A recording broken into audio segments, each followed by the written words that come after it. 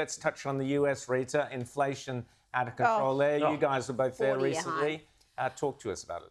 I tell you, I've been there 3 times in 3 years, and the price hike this last visit, and my last visit was the first time I've been there under the Biden administration, was dramatically different. So when you see these figures of 7%, you think that can't be accurate because what I'm experiencing is markedly different than that. And I think we've got a graphic here of some of the price hikes in particular categories like gas and food and things that, you know, you Well, here we have them. I'll run you through them. And they're much more than 7%. Used cars, 40.5%. Gas, 40%, up 40%. Rental cars, up 30%. Utility gas, up 24%. Hotels, up 20%. This is massive.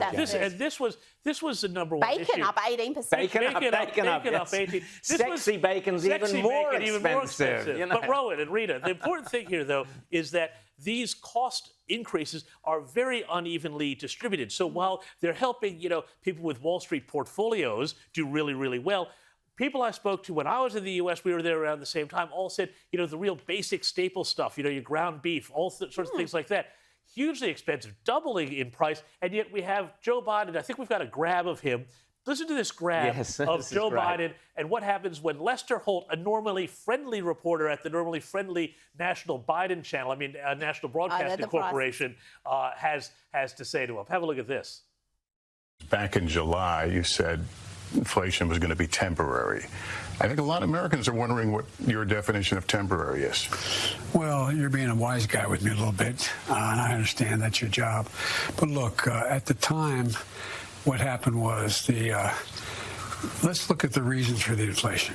And the reason for the inflation is the supply chains were cut off, meaning that the products, for example, automobiles, the lack of computer chips to be able to build those automobiles so they could function, they need those computer chips.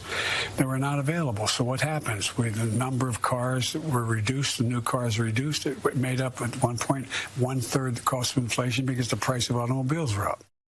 So, I mean, there we have it. We have Joe Biden, you know, calling the reporter a bit of a wise guy and then talking about chips. Well, there's no chips in furniture, in bacon, in steak, in peanut butter, in pork, in fish. There's no chips in eggs. There's no chips in the last chicken that I roasted. So, you know, this guy doesn't have a clue. Yeah, but also the interesting thing, it's separate discussion, but it's the cobalt and lithium and those minerals, which are all renewables are relied on. They're the ones that have disappeared.